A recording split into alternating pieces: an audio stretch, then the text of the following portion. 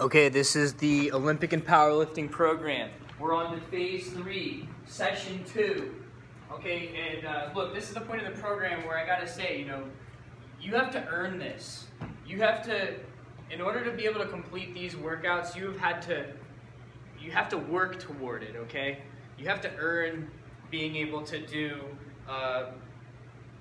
all of these Olympic lifts. So go through the first 2 phases and then you'll be ready for this stuff. And notice also that the sets and the reps here, now we're decreasing the repetitions because the weights are gonna be higher. You're gonna wanna have higher weights on this. So let's begin. Let's begin with a foam roller. And throughout the program, I know we've been working on this. So why don't I just show you a variation on what you can do? Another implement that I really like to do kind of a similar thing, and sometimes even better than a foam roller, is one of these medicine balls. Make sure that they're hard. They're not going to be too squish on you when you put your body into them. And then, so this works sometimes for some parts of your body, especially like your glutes. It works even better if you can balance on there and roll into the glutes. It's a little bit more of a pinpoint stretch here. Another one that's great for this is you're going on your chest and rolling that out, bringing your shoulders to a little bit of range of motion while you're pressing into your chest. And that's basically the idea. This is a massage, and the ball works pretty good for that too. And you want to get your whole body, chest, glutes, quads, hamstrings, lower legs, from head to toe. Massage all your muscles. Great. So overhead squat hold will be next. So I can just set up with PVC pipe, or if you want a little bit more weight, you can go into the rack and use the barbell. And then if you can take it from a rack, you can press it into position, set your feet slightly wider than your hips, and then go down into your squat, making sure to keep your hand right over your shoulder. Drop your hips low, don't let your knees cave in, keep your heels down. And you have to really work the mobility of your ankles, and this is an opportunity for you to do this in your warm-up, to just sit down there in the body, stretch that out. Lateral lunge with hip rotation. Okay, so check this out. A lateral lunge is where we step forward and we have one leg straight and the other leg is bent. And if you look from the side here, you can see the torso angle quite a bit forward is usually where I set up. But now for this one, I want you to think about rotating your hip. So I'm going to rotate my hip forward, and this is kind of more where I'm going to be in an overhead squat, and then I'll rotate my hip back, and this is more where I'm going to be for a powerlifting deadlift. So I'll rotate forward, and I'll rotate back. I have to keep my heel down. Make sure to keep my heel down on that bent leg. Okay.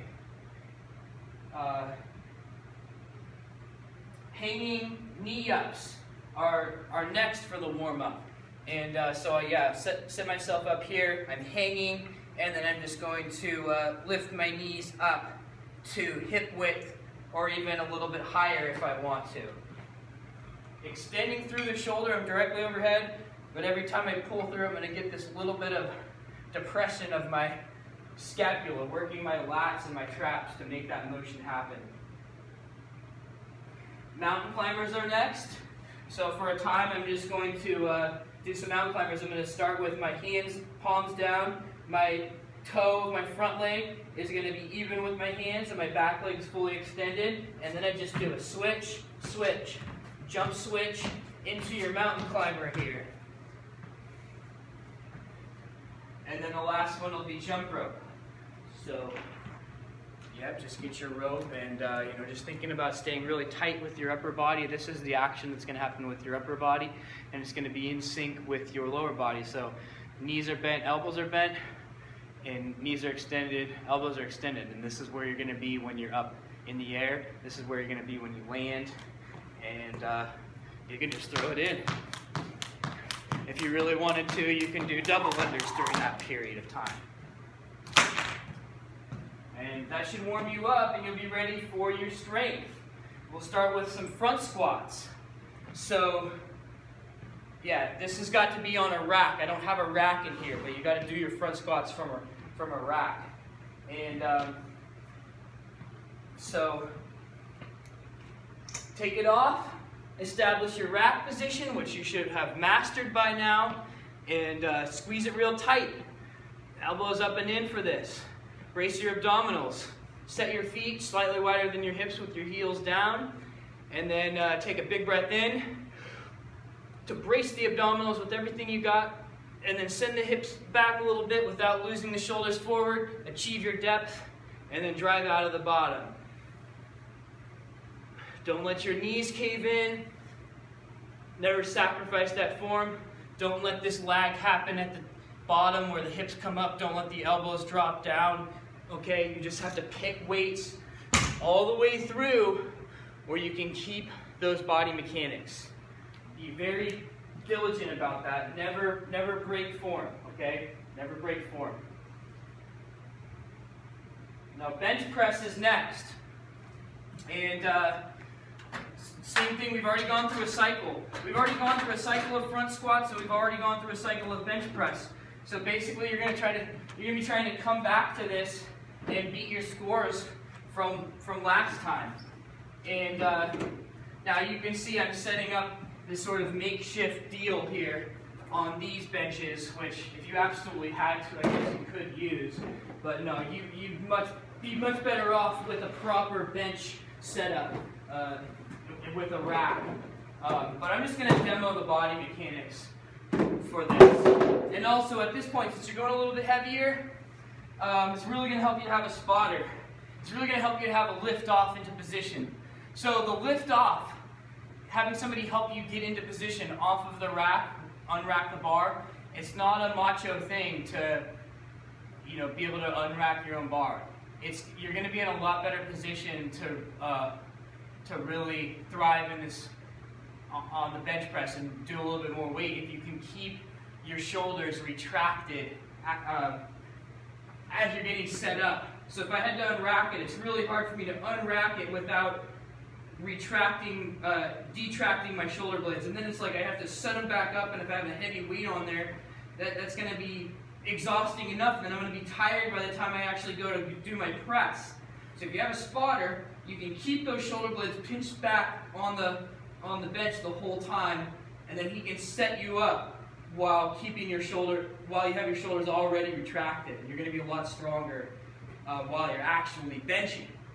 And then, so get your feet in close. You have to be active with your legs, so you have to prepare for that. Bring your legs in close, and then some people like to be on the ball of the foot, some people like to be on the heel, but whatever you're doing, you're driving that part of your foot into the ground, and you're flexed at the legs. Your hips are flexed, your quads are flexed. Don't let your hips lift off the mat. They're not allowed to lift off the mat. You have to keep them on the mat.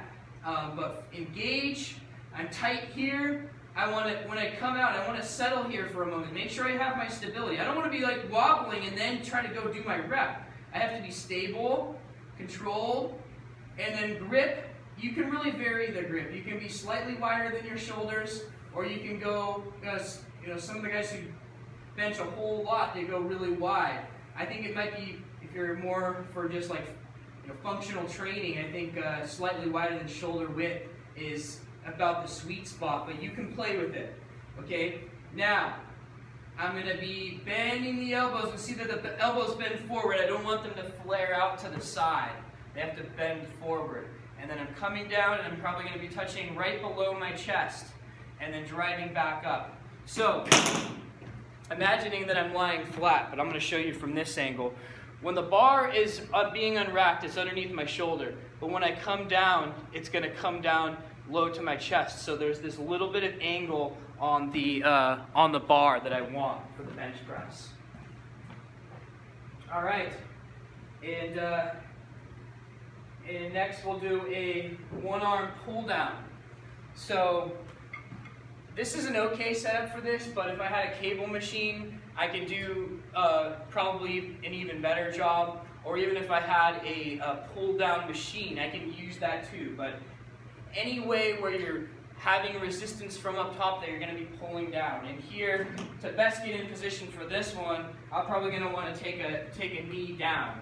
And since I'm kneeling here, I'm going to be, if I have my right arm working, my right knee is going to be down.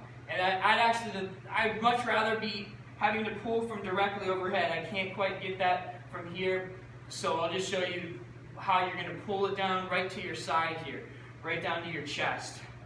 And making sure you're not rounding and shrugging as you pull down. And I don't need to do a press out. I don't need to do a tricep extension. It's just the pull down part of the motion that I'm looking for. And the retraction of the shoulder blade as I pull in. Make sure you get both sides on that.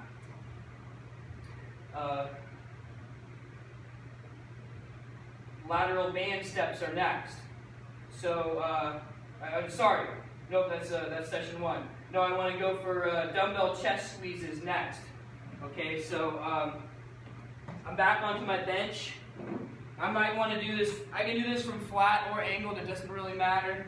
And the basic idea here is I'm going to have my arms extended out straight from my body. Not directly out from my shoulders, but a little bit of an angle down more towards my hips. But my elbows are extended and my arms are going to be out away from my body. Now this bottom part, I'm going to let them pull me all the way down, and then I'm going to overcome that resistance just to pull them up to here. Once I get past here, there's really not any more resistance on it. It's right in this range right here that I'm going to be working, and it's going to be opening my chest, and then I'm going to have to close it down. Great complementary exercise for your bench press, and you just want to make sure that you're not getting into a shrugged position when you do that exercise. If you have to do that, then you're doing a little bit too much weight. I'll be done in 3 minutes. Actually that's it. That's it for today's session. Session 2, phase 3. As far as the strength goes, and now you would want to go to your cardio, and I'll talk about the cardio in another video.